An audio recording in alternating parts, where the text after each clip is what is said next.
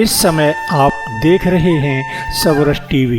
मेरे चारों ओर इधर भी और सामने भी कुछ बुजुर्ग बैठे हुए हैं। पहली चार पंक्तियां आपके चरणों में अर्पित करता हूं। कौन है ये लोग? मेरे मंच पर भी मेरे वे बुजुर्ग बैठे हुए हैं जो उंगली चलाकर मुझे यहाँ तक लेकर आए हैं। पहली चार पंक्तियां बुजुर्गों के कदमों में। हाँ, ये अनुभव की निधि बनकर तजुर्बेकार बैठे हैं। बाबा, ये अनुभव की निधि बनकर तजुर्बेकार बैठे हैं। ये वर्षों से सजोए भारतीय संस्कार बैठे। बहुत अच्छे। इनकी जवानी दमकते रपिका उजाला था। जहां पर एड़ियां ठोकी वही पानी निकाला था।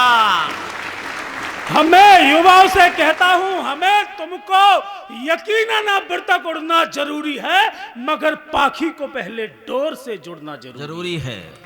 बहुत अच्छे। कि बन के साए सर पे धूप अपने कौन ले लेगा, अगर छत ही नहीं होगी तो बारिश कौन झेलेगा।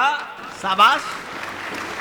मुझे पहले भी कभी यहाँ आने का अवसर मिला। मैं जानता हूँ यहाँ के श्रोता, रख दो, यहाँ के श्रोता बड़े शानदार श्रोता हैं। मुझे कहा कि वीर रस का कवि हूं, देश को वीर रस के कवियों की आवश्यकता क्यों होती है। चार पंक्तियां आपके आंगन में रखने जा रहा हूं और आपसे यह चाहता हूं कि यदि आप मुझे अपनी संपूर्ण ऊर्जा देंगे तो वादा करता हूं कि आपकी ऊर्जा को उच्च शिखर पर पहुंचा के जाऊंगा। हाँ। वीर रस के कवियों की देश को आवश्यकता क्यों होती है। चंदर बरदाई डिंगल मेना दोहा छंद सुनाते तो, बाबा, चंदर बरदाई डिंगल मेना दोहा छंद सुनाते तो पृथ्वीराज चौहान से गौरी की गर्दन कटवाता कौन। क्या कहने। चंदर बरदाई डिंगल मेना दोहा छंद सुनाते तो पृथ्वीराज चौहान से गौरी की गर्दन कटवाता कौन। और भूषण वीर शिवा की नस नस में अंगार नहीं भरते, अटक से कटक तक के सपने को पूरा करवाता कौन। कौन लड़ाता राणा को अकबर की भीषण सेना से और गिरे हुए गांडीव धनुष को अर्जुन से उठवाता कौन। ओज कवि यदि चीख चीख मंदिर पर बात नहीं करते, ओज कवि यदि चीख चीख मंदिर पर बात नहीं करते, तो अवधपुरी में राम लला के मंदिर को बनवाता कौन। वाह। अवधपुरी में रामलला के मंदिर को बनवाता कौन। आदरणीय, जब हम वीर रस के कवियों की वाणी का तारतम्य उच्च हो जाता है, लोग हमसे कहा करते हैं कि आप वीर रस के कवि इतना चीखते क्यों हैं, इतना चिल्लाते क्यों हैं। अभी अभी हमें घटना देख रहे हैं, परसों की घटना। 8 साल की बच्ची के साथ जो जघन्य दुर्दांत घटना हुई, और दुख की बात यह है कि हम अभ्यस्त हो गए इन बातों की। हम पढ़ते हैं, भूल जाते हैं। जिन छोटी छोटी मासूम सी बच्चियों को देख के प्रेम उमड़ना चाहिए, हमारी आंखों में प्यास उमड़ने लगी। जिनको देखकर करुणा उमड़नी चाहिए, हमें काम उमड़ने लगा।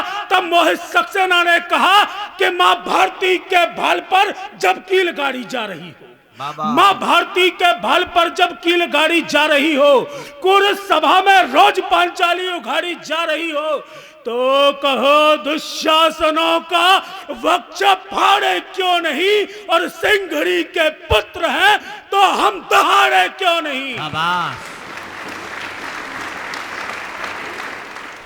सिंघड़ी के पुत्र हैं तो हम दहाड़े क्यों नहीं।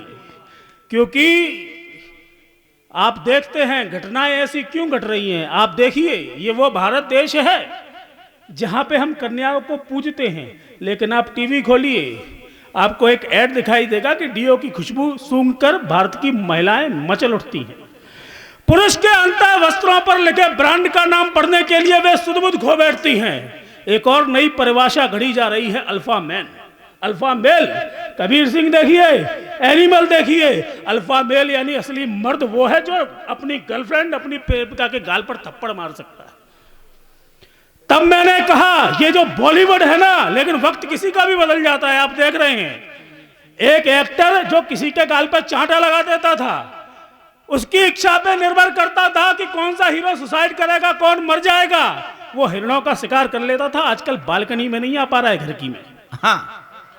हर कमजोर कभी ताकत का डंका बजवा डालेगा, जिद पे आए तो कंगला भी पंगा करवा डालेगा। पंक्ति पकड़ना तीसरी।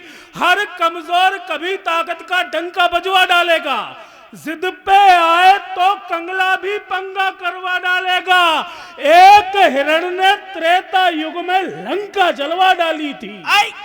एक हिरण ने त्रेता युग में लंका जलवा डाली थी, एक हिरण अब बॉलीवुड की लंका जलवा डाली। शाबाश, बहुत अच्छा। कृपया सबरस टीवी यूट्यूब चैनल को सब्सक्राइब करें।